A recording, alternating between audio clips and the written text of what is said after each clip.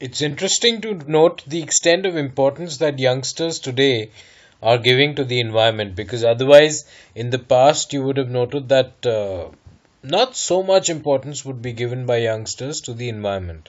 But today, even when it comes to porn, because some of us have this tendency to believe that when it comes to porn, there's perhaps nothing more immoral. But then today's youngsters feel that if we neglect the environment, that is perhaps even more immoral than watching porn, which is good, which is good. This kind of thinking is perhaps what is most required.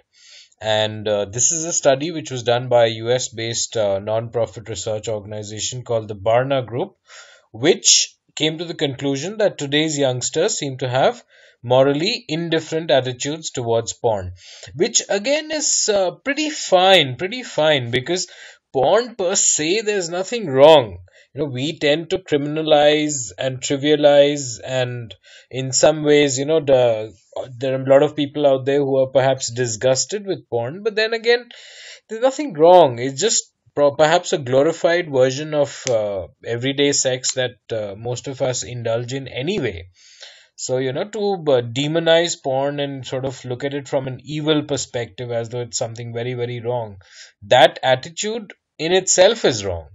So, this study, I think, is pointing towards a very good state of mind, state of affairs, where youngsters think that porn per se there's nothing wrong, but then if in comparison to porn we are neglecting the environment, that is perhaps a whole lot worse.